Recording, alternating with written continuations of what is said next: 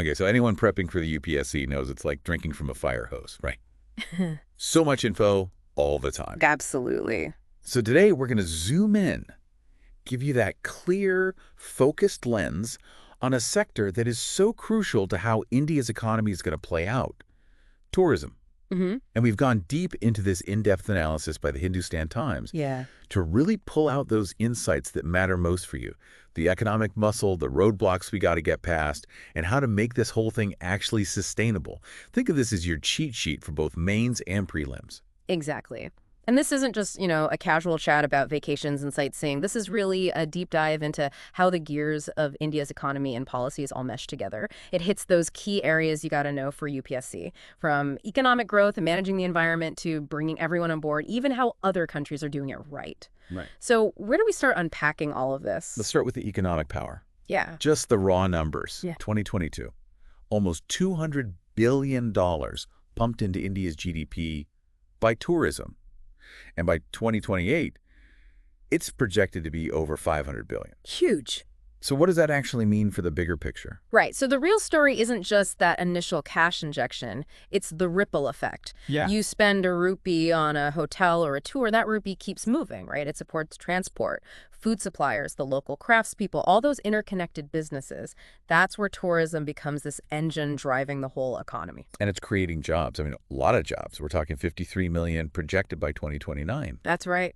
So how does that actually translate into, benefits for people, for different regions? Yeah. This is about equitable growth, right? A key theme in the UPSC. Absolutely. And tourism is unique in that it can bring investment and opportunities to places that often get left behind. Think remote villages or tribal communities. Right. The rise of homestays, for example, that puts money directly into the hands of local families. Then there's these schemes like Prashad Harshad, reviving pilgrimage spots, and Swadesh Darshan, creating these theme-based tourism circuits, 76 projects, covering 46 religious sites, even in the Northeast and rural Andhra Pradesh. Wow. So it's focused on lifting those regions up. Yeah, and it impacts infrastructure, too. Of course. I mean, when a place becomes a hot tourist spot, you need better roads, better airports, even better digital connectivity. We've seen it in Uttarakhand, and look at Ayodhya now. Exactly. And that infrastructure boost, it doesn't just help tourists, it helps the locals too.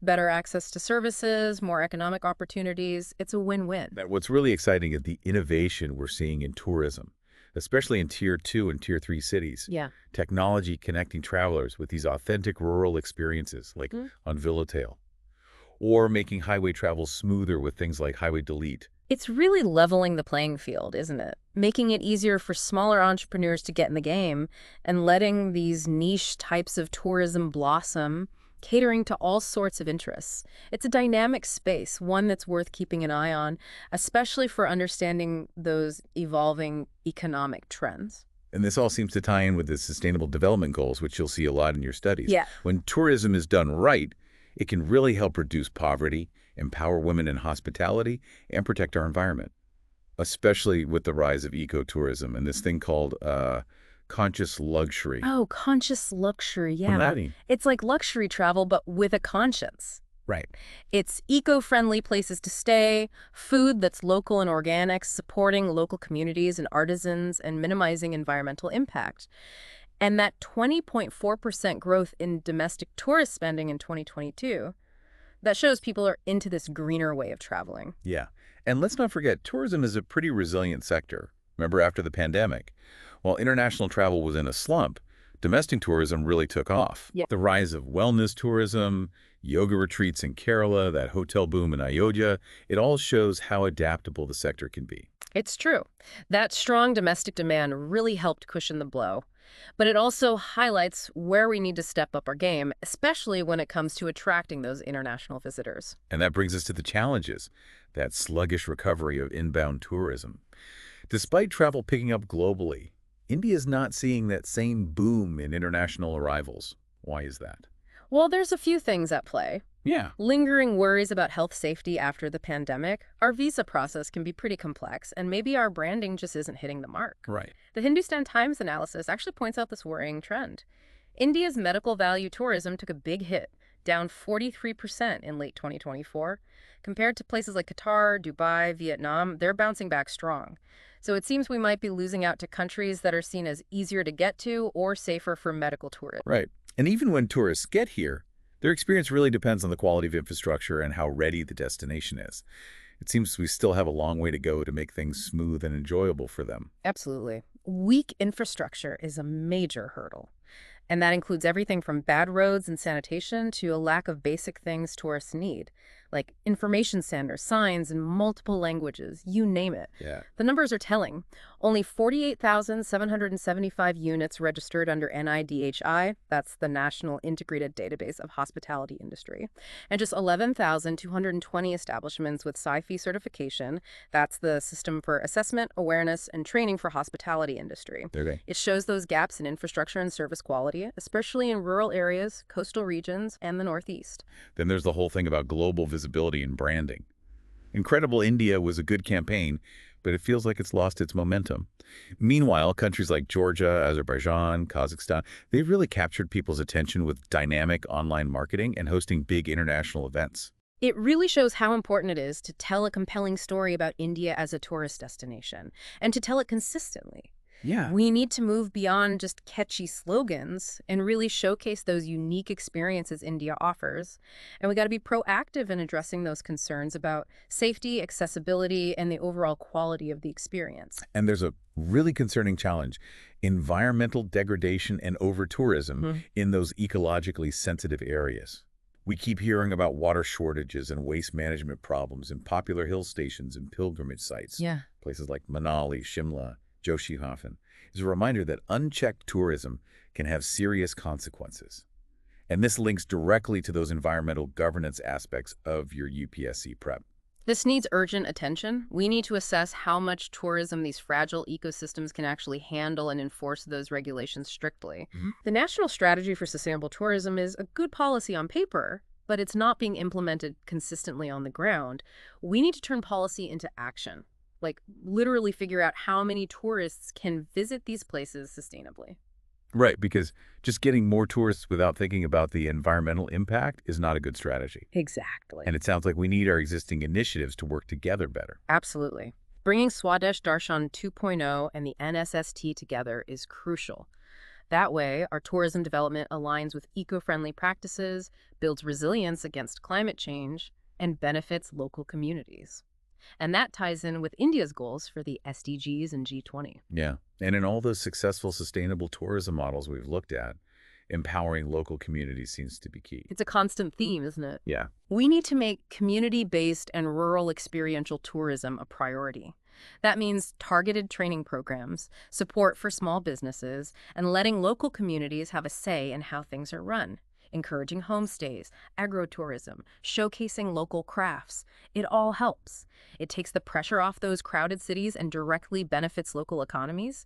And think about it. This connects to those rural development policies you'll be studying. It does. And we can't forget about the environmental footprint of the tourism infrastructure itself. Right. We need to mainstream green building norms and eco-certification for hospitality units. We've got initiatives like Sihathi, but we need to build on that. Yeah. The government can incentivize sustainable practices, set clear standards for sustainability across the sector, and encourage these conscious luxury and zero-waste tourism models. Technology can play a huge role in transforming the sector too, can it? Huge. Using digital technology for responsible visitor engagement can make a big difference. Things like AI-powered systems to manage visitor flow, creating immersive virtual tourism experiences, and going contactless to reduce waste and make things smoother for visitors. And then there's Deco Apnadesh.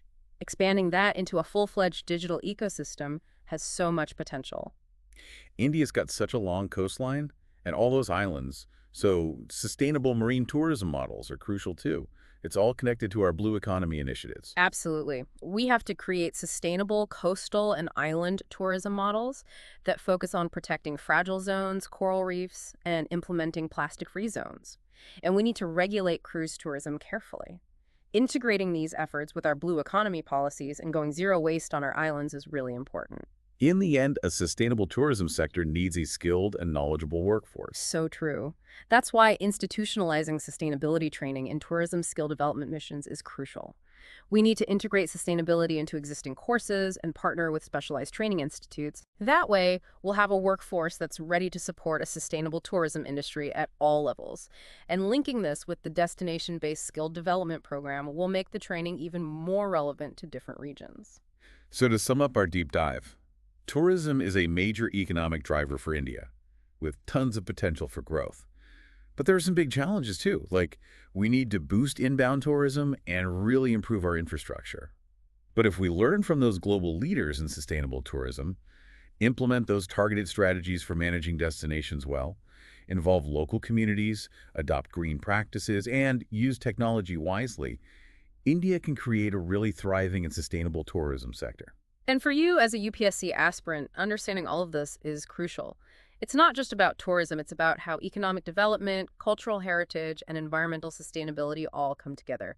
It connects with so many parts of your syllabus. Absolutely. Economic policy, environmental conservation, social justice, even international relations. These insights can really help you in both your prelims and mains exams. So, thinking about all of this, what policies do you think India should prioritize to make its tourism sector a model for sustainable and inclusive growth? The kind of growth that not only boosts the economy, but also protects our natural and cultural heritage for the future. That's the kind of critical thinking that will help you in your UPSC journey. That's a great question. It really gets at the heart of how to balance economic development with protecting the environment. It's complex. It is. We hope this deep dive has given you some valuable insights for your UPSC prep. If you found it helpful, hit that like button and subscribe for more in-depth discussions on topics that matter for your UPSC journey. And feel free to share your thoughts or any questions you have in the comments below. The main source for all the information we covered today was the Hindustan Times.